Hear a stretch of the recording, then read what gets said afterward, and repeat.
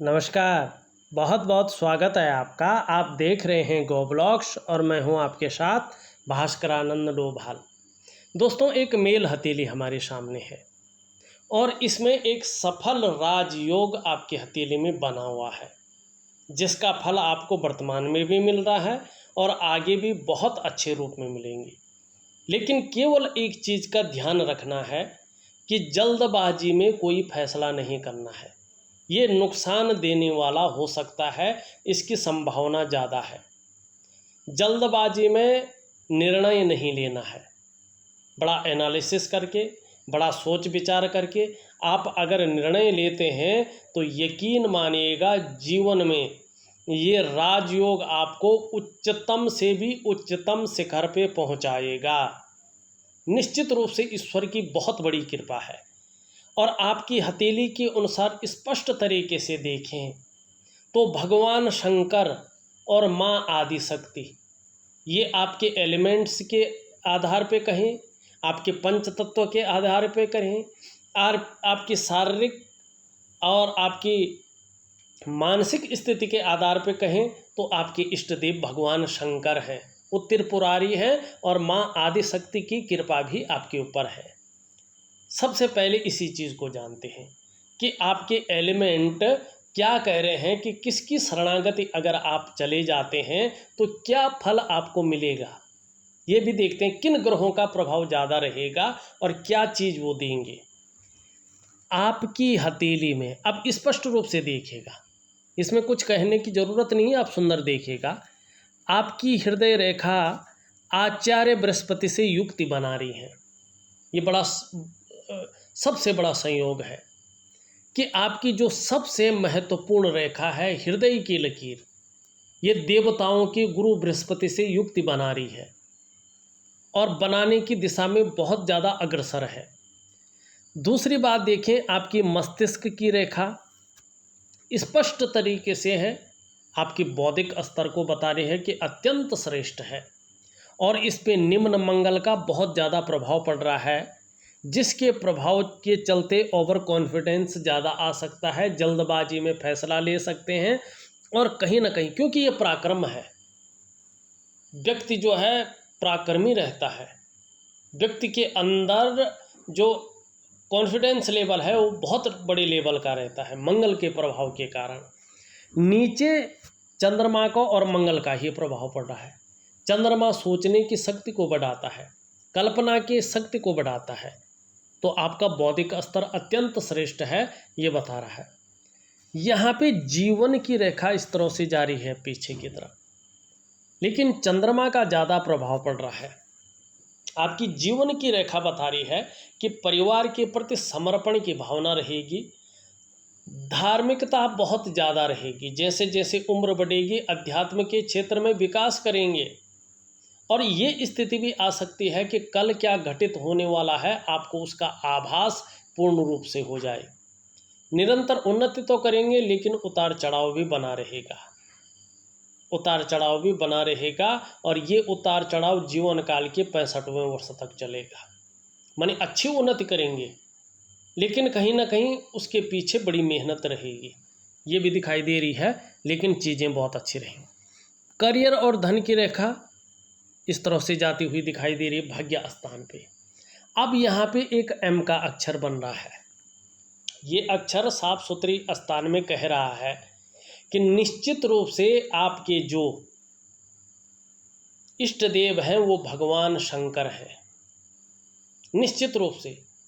और जिस तरह से करियर और धन की रेखा स्पष्ट तरीके से जारी है, जीवन के 45वें वर्ष के बाद से यानी 46वें वर्ष से पूर्ण भाग्योदय की स्थिति में आप आ जाएंगे। मकान का सुख या तो मिल गया होगा या अब मिलेगा, लेकिन है आपकी हथेली में पूर्ण रूप से है। वाहन का सुख अगर आप चाहेंगे तो आपको बहुत जल्दी वाहन का सुख प्राप्त होने वाला है।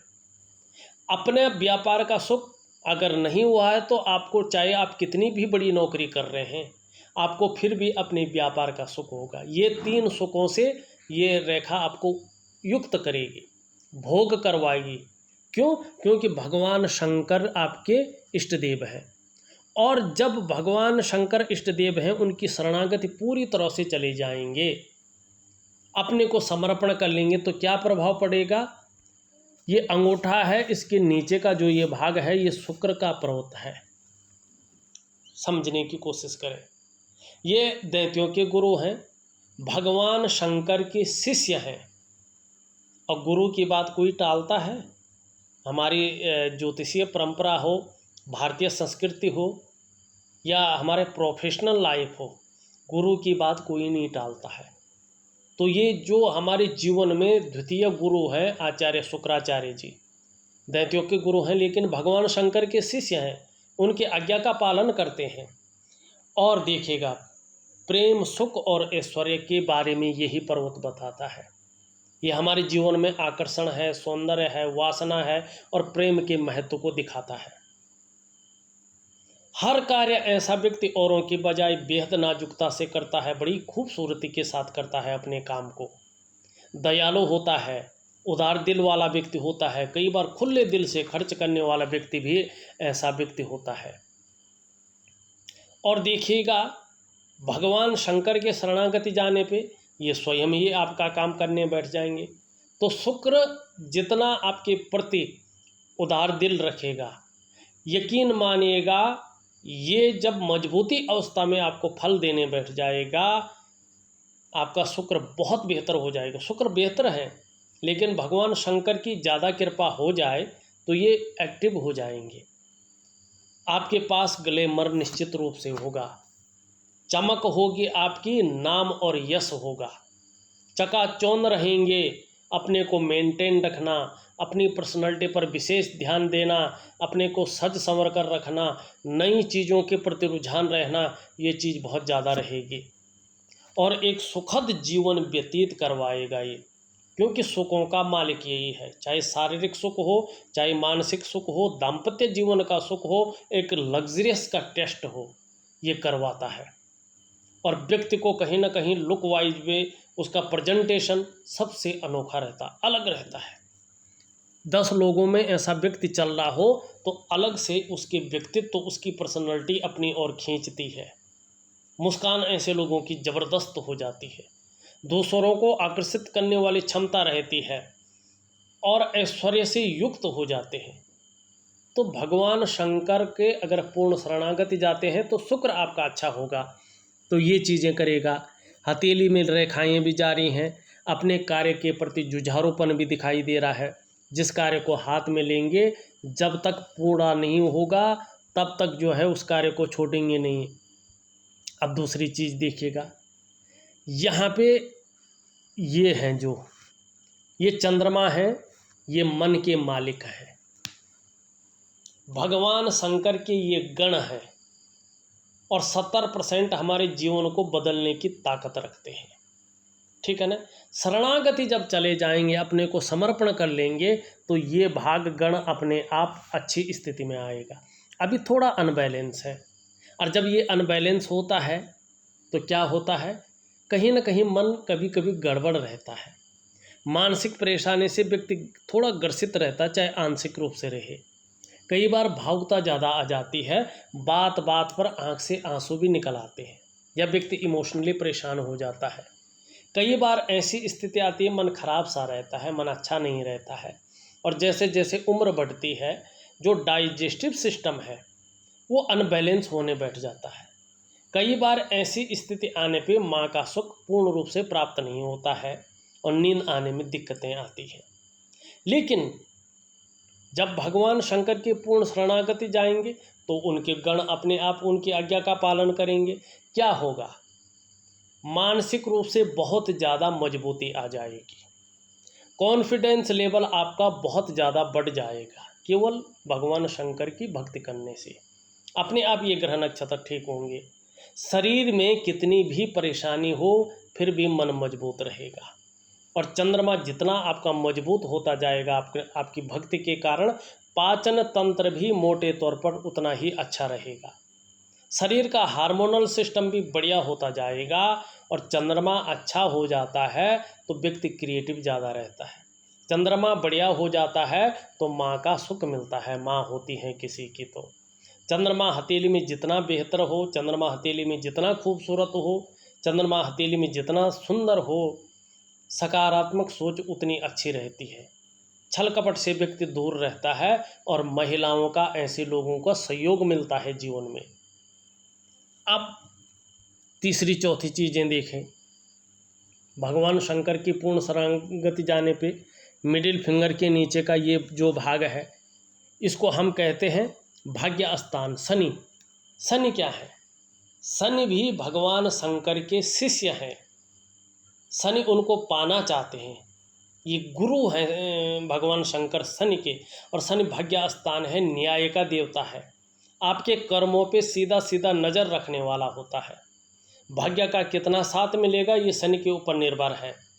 नौकरी कर रहे हो तो मन चाही नौकरी कैसे मिलेगी, ये शनि के ऊपर डिपेंड करता है। आप कितना खुश रहेंगे, जीवन में कितनी तरक्की करेंगे, शनि के ऊपर निर्भर करता है। भाग्य स्थान ठीक हो जाएगा, कार्यों में अड़चन नहीं आएगी। जितने कार्य आप करेंगे उसका डबल फल आपको मिलेगा, भाग्य का पूर्ण सहयोग मिलेगा। शनि के 7.5 ढैया बकरी बहुत ज़्यादा प्रभाव नहीं डाल पाएंगे, केवल एक शिव की भक्ति करने से।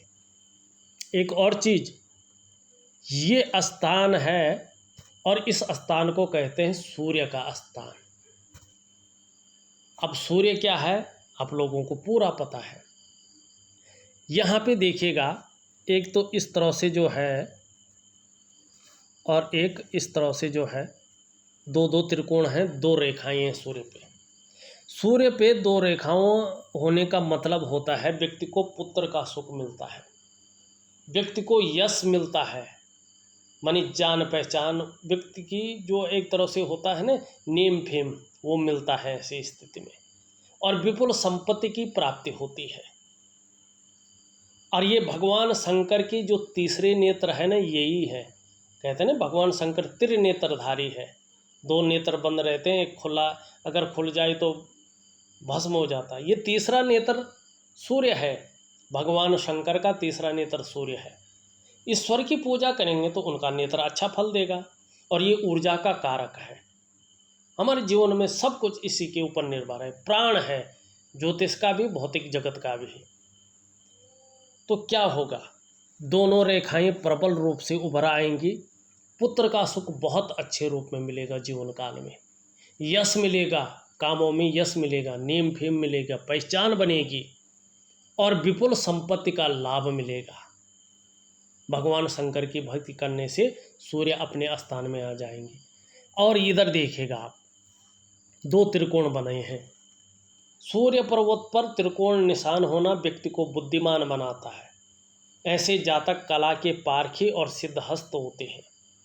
ये बता रहा है आपके धनी होने की निशानी को, कि कहीं ना कहीं धनाढ्य व्यक्तियों में से एक आप होने वाले हैं।